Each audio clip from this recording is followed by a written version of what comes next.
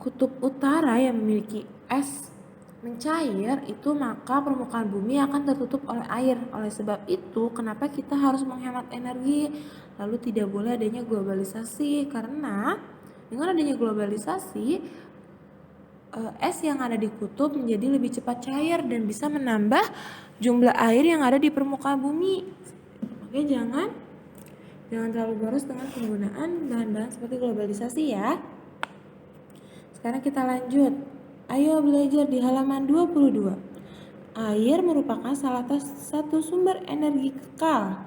Selain sumber energi, air merupakan komponen utama. Komponen utama itu apa sih? Yaitu suatu benda atau suatu sumber yang sangat penting, yang kalau misalkan gak ada, maka kehidupan tidak akan berjalan.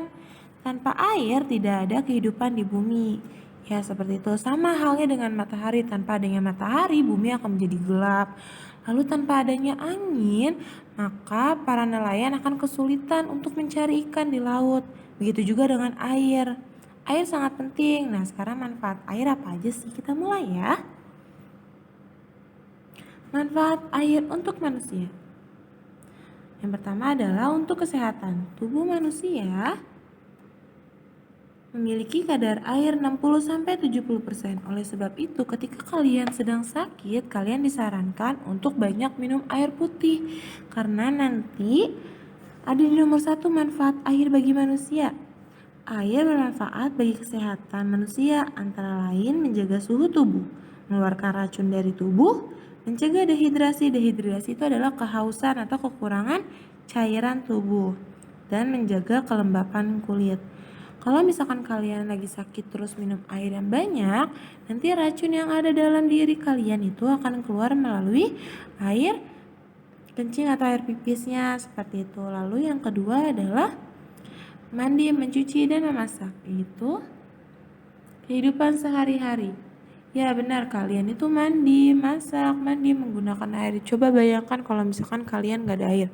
Kalian bakal bau badan sehari-hari, terus baju kalian gak akan bersih. Lalu masak juga gak ada air, gak bisa masak. Apalagi kalau bikin sop, bikin sayur, itu kan pasti menggunakan air. Coba kalau misalkan gak ada air, pasti ibu kalian atau orang tua kalian tidak jadi masak atau gak jadi deh sopnya.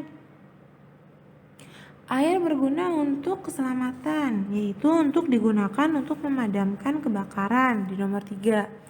Ya, dengan adanya air, maka api yang tadinya keluar itu akan padam.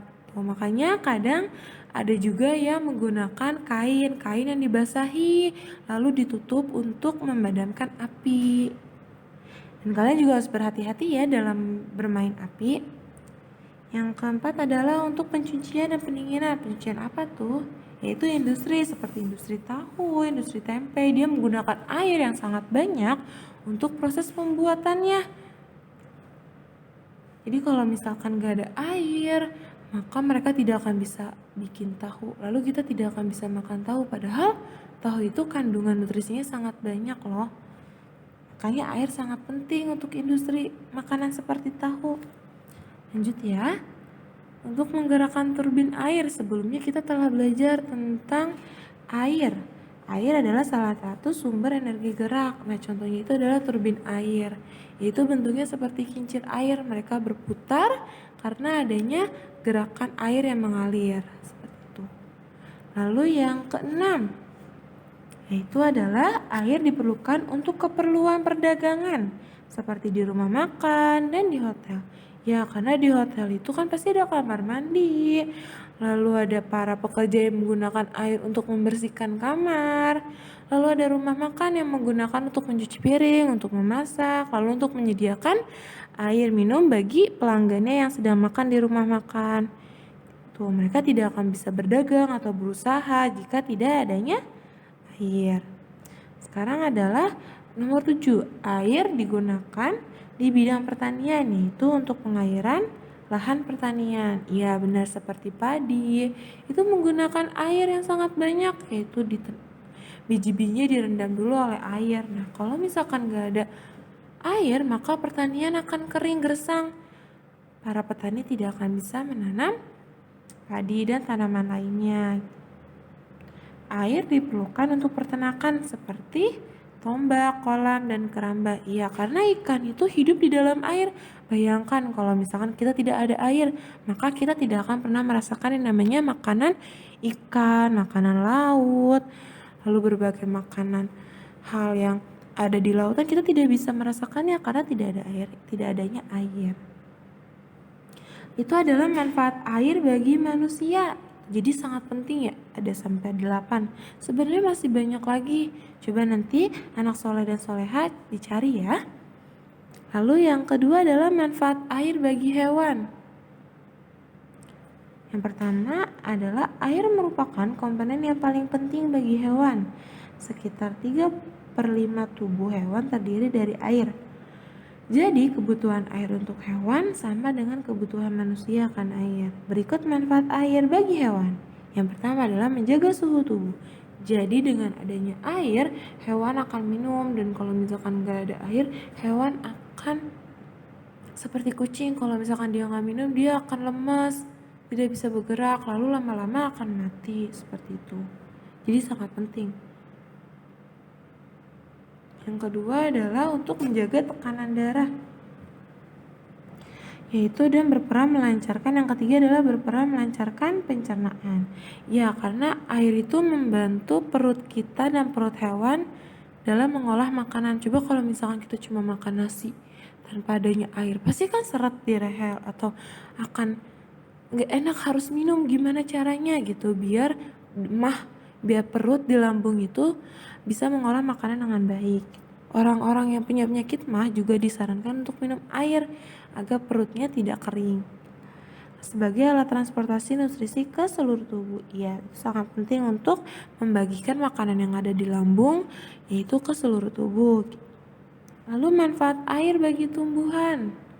Ya, karena para petani membutuhkan air untuk pengairan, maka tumbuhan sebagai tanaman yang ditanam memerlukan air juga.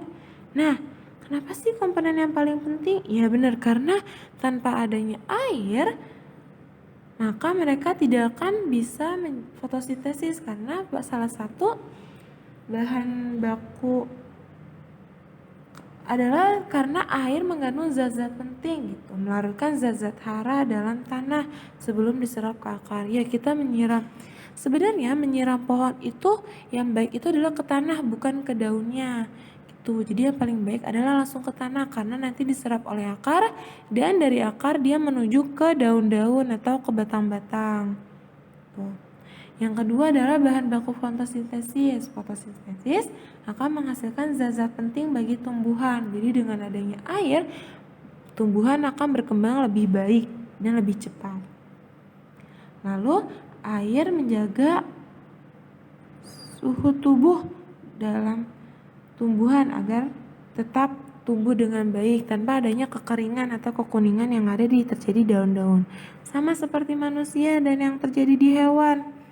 Air sangat penting menjaga suhu dalam tubuh, dan air juga sebagai sumber penyimpanan. Kalau misalkan terjadi kekeringan, maka pohon-pohon akan menggunakan zat-zat hara yang telah diserap mereka sebelumnya. Tuh. Penting ya manfaat air. Jadi air itu adalah sumber energi kekal, tidak hanya matahari dan tidak hanya angin. Tidak adanya air, maka kehidupan tidak akan berjalan. Setiap sumber energi yang kekal sangat memiliki kepentingan bagi manusia. Oleh sebab itu, gunakanlah sebaik mungkin. Nah, itu aja pelajaran pada hari ini. Nanti ada tugas dari Ibu, nanti dikerjakan ya. Segitu saja. Assalamualaikum warahmatullahi wabarakatuh.